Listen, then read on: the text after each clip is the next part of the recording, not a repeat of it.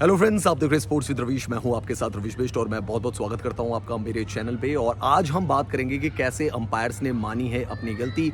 India versus Sri Lanka match में ऐसा क्या हुआ था जिसके बाद अब अंपायर्स को अपनी गलती कबूलने के लिए तैयार होना पड़ा है। तो इसके बारे में डिटेल से बात करेंगे। अगर आपने अभी तक चैनल को सब्सक्राइब नहीं किया है तो चैनल को सब्सक्राइब कर लीजिए। स्पोर्ट्स विद रवीश के नाम से टेलीग्राम चैनल है, प्लीज उसको भी सब्सक्राइब करिए। और रवीश बेस्ट 1 के नाम से मेरी इंस्टाग्राम आईडी है, तो उसको आप फॉलो कर सकते हैं। तो दोस्तों, जैसा कि आप जानते हैं कि हाल ही में भारत और श्रीलंका के बीच वनडे सीरीज खेली गई थी और इस वनडे सीरीज में विराट कोहली और रोहित शर्मा दोनों जो थे वो मैदान में नजर आए थे।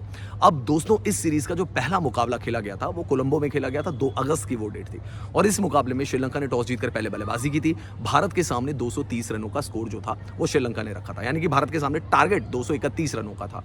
तो भारतीय टीम की शुरुआत अच्छी हुई थी, रोहित शर्मा ने बहुत अच्छी स्टार्ट दिलाई थी भारत को, लेकिन आखिर तक जाते जाते ये मैच जो था वो टाई हो गया था। आपको पता है कि शिवम दुबे आउट हुए थे और उसके बाद अर्शदीप सिंह भी आउट हो गए थे और ये मुकाबला टाई हो गया था। अब टाई होने के बाद नियम ये कहता है कि वनडे का भी अब जो नियम है उसमें सुपर ओवर होना चाहिए था, लेकिन इस मुकाबले में सुपर ओवर नहीं हुआ और उसके बाद जो दूसरा मैच था वो भी भारत हारा, तीसरा मैच भी भारत हारा और 2-0 से जो सीरीज है वो श्रीलंका के नाम रही। जब आखिरी मैच हुआ और भारत उस मैच को हार गया तो रोहित शर्मा प्रेस कॉन्फ्रेंस में आए थे और उन्होंने कहा था कि पहले मैच में अगर मोमेंटम भारत के पास आ जाता, यानी कि भारत अगर उस मैच को जीत जाता तो सीरीज का नतीजा कुछ और भी हो सकता था। अब पहला मैच तो दोस्तों टाई हो गया था। टाई होने के बाद नियम था सुपर ओवर होना चाहिए था, लेकिन अंपायर्स ने सुपर ओवर नहीं करवाया। क्या अंपायर से गलती हो गई थी? क्या मैच रेफरी से गलती हो गई थी? क्या टीवी अंपायर भी सब कुछ भूल गए थे? क्योंकि दिसंबर 2023 से नियम लागू हो चुका है कि अगर कोई ओडीआई मैच भी टाई हो जाता है तो उस सूरत में उसमें भी सुपर ओवर होगा, जो कि श्रीलंका के खिलाफ नहीं हुआ। भारत और श्रीलंका के पहले ओडीआई में सुपर ओवर नहीं कराया गया। अगर सुपर ओवर कराते तो शायद रोमांच और बढ़ जाता।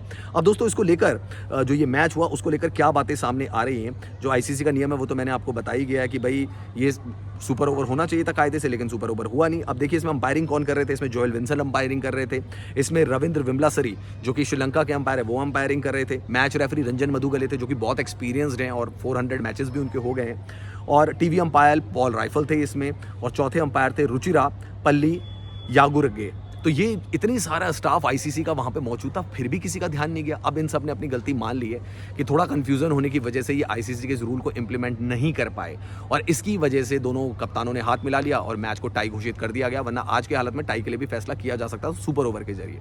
अब दोस्तों, जब ये मैच टाई हुआ उस वक्त क्योंकि बहुत सारे सवाल पूछे जा रहे थे, हमसे भी लोगों ने सवाल पूछे, हमने कहा ठीक है भाई, ओडीआई क्रिकेट है, नहीं होता है इसमें सुपर ओवर, या नॉकआउट स्टेज होती है तभी सुपर ओवर होता है।